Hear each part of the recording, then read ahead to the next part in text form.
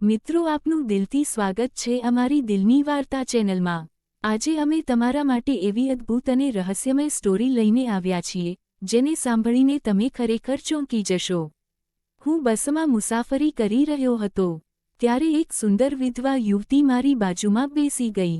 તે ઉદાસ લાગતી હતી, તેને કામની જરૂર હતી। તે મારી પાસેથી કામ માંગવા આવી હતી, પછી તે મારા ઘરમાં રહેવા લાગી।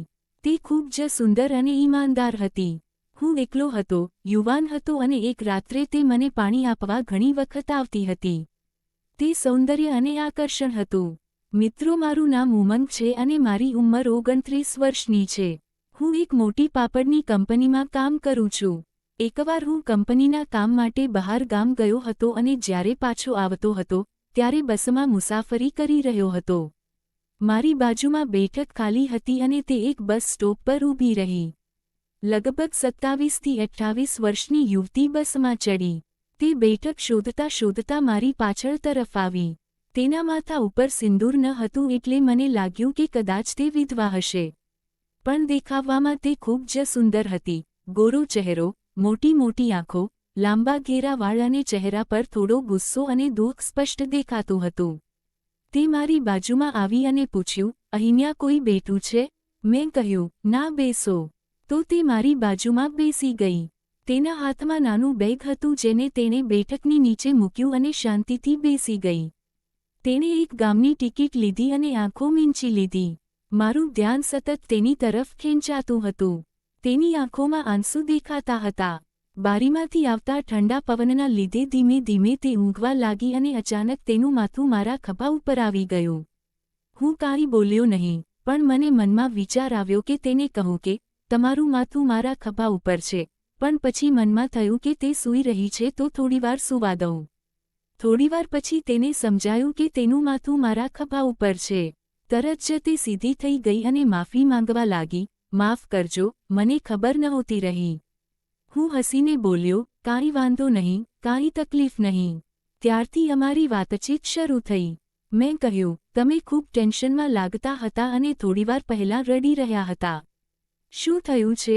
શરૂઆતમાં તેણે કહ્યું નહીં, પણ થોડા સમય પછી તે બોલવા લાગી। તેણે કહ્યું કે તે એક જગ્યાએ કામ કરતી હતી, પણ માલિકે તેના પર ચોરીનો આરોપ મૂક્યો અને તેને કામ પરથી કાઢી મૂકી। 3 મહિનાનો પગાર પણ નથી આપ્યો, તેણે કહ્યું। અને હું વિધવા છું। મારા પતિનું કેટલાય વર્ષો પહેલાં એક અકસ્માતમાં અવસાન થયું છે। ત્યારથી મારી પરિસ્થિતિ ખરાબ થઈ ગઈ છે। હવે હું મારા ગામડે, મારા ઘરે જઈ રહી છું। ત્યાં જો કોઈ કામ હોય તો કરવા લાગીશ। હું પણ એકલો જ રહેતો હતો। ઘરમાં કામ માટે મારે કોઈ વિશ્વાસુ વ્યક્તિની જરૂર હતી, પણ હું પુરુષ અને તે સ્ત્રી અજાણ હોવા છતાં તે ઘરમાં રહેવાનો વિચાર થોડો અજીબ લાગતો હતો। મેં ધીમેથી કહ્યું, મારા ઘરે સફાઈ અને રસોઈનું કામ છે। જો તમને યોગ્ય લાગે તો આ મારું સરનામું છે। જો તમને બીજે કામ ન મળે તો આવી જજો। તેણે કાંઈ પણ બોલ્યા વગર શાંતિથી મારી તરફ જોયું અને પોતાના સ્ટોપ પર ઉતરી ગઈ। ઉતરતી વખતે તેણે પાછળ ફરીને મારી તરફ જોયું। 2-3 દિવસ વીતી ગયા। રવિવારનો દિવસ હતો। હું ઘરે આરામ કરી રહ્યો હતો। અચાનક દરવાજાની ઘંટડી વાગી। મેં દરવાજો ખોલ્યો તો સામે તે જ યુવતીને ઊભી જોઈ। તેણે સાવ સાદી સાડી પહેરી હતી અને ચહેરા પર થાક હતો। તેણે સ્મિત સાથે કહ્યું, મારે કામ જોઈએ છે। એ દિવસે બસમાં તમે જે સરનામું આપ્યું હતું તેને લઈને હું આવી છું। હું બોલ્યો, આવો અંદર। મેં તેમને પાણી આપ્યું અને પૂછ્યું, તમને કેટલો પગાર જોઈએ છે? રહેવાનું શું છે? તે બોલી, મારી પાસે રહેવાની કોઈ જગ્યા નથી। થોડા દિવસ હું અહીંયા જ રહીશ અને પછી હું પોતે વ્યવસ્થા કરી લઈશ। મારું ઘર મોટું હતું। તે દિવસથી તેણે ઘરનું કામ શરૂ કરી દીધું। શરૂઆતમાં તેણે ફક્ત ચા બનાવી। મેં કહ્યું, બંને માટે બનાવો। તે ખૂબ જ ખુશ થઈ ગઈ। થોડા દિવસોમાં તે સવારમાં વહેલા ઉઠી અને નાસ્તો બનાવતી, સફાઈ કરતી, બગીચામાં પાણી આપતી। તે ખૂબ મહેનત કરતી, કામ કરતી અને કદી આરામ કરતી નહોતી। હું તેની ઈમાનદારી અને કામથી પ્રભાવિત થવા લાગ્યો અને ધીમે ધીમે તે મને ગમવા લાગી। અમારી નજરો ઘણીવાર મળતી, પણ હું કાંઈ કહી શકતો નહોતો। એક દિવસ રવિવારે હું ઘરે હતો અને તે કામમાં વ્યસ્ત હતી। તે ખૂબ જ સુંદર લાગી રહી હતી। મારી ઉંમર લગ્નલાયક હતી, પણ મેં ક્યારેય લગ્ન કર્યા ન હતા. તેના આવ્યા પછી મનમાં લગ્નનો વિચાર થવા લાગ્યો. એકવાર મેં તેને પાણી લાવવાનું કહ્યું. તે તરત જ ગઈ અને ગ્લાસમાં પાણી લઈને આવી. મને તે જોવાનું ગમતું હતું, એટલા માટે હું જાણતા અજાણતા તેને નાના નાના કામ કહેતો હતો. તે નજર ચોરતી, પણ હવે સ્મિત સાથે કામ કરતી. એક દિવસ સવારે હું બાથરૂમ પાસે ગયો અને દરવાજો પૂરો બંધ નહોતો. કદાચ તે ભૂલી ગઈ હતી.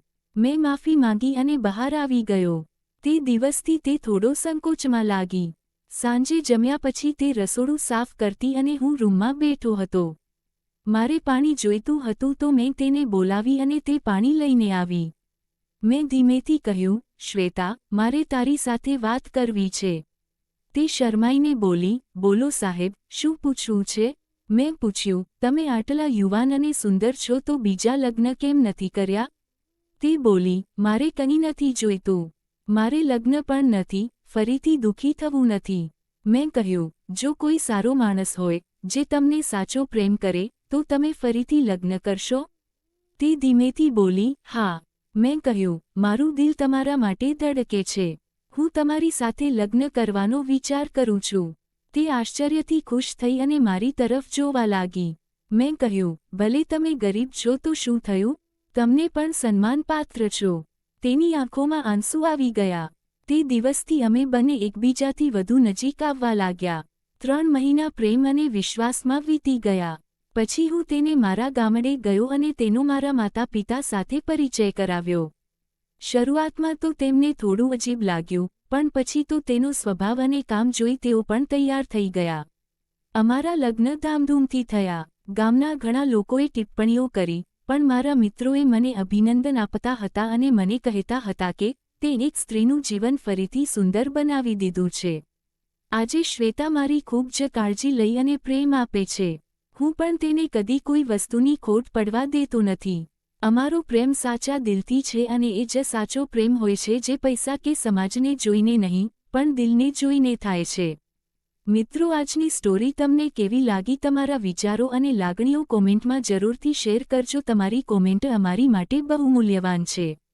અને હા, જો સ્ટોરી ગમી હોય તો દિલની વાર્તા ચેનલને સબસ્ક્રાઇબ કરીને અમારી સાથે જોડાયેલા રહેજો.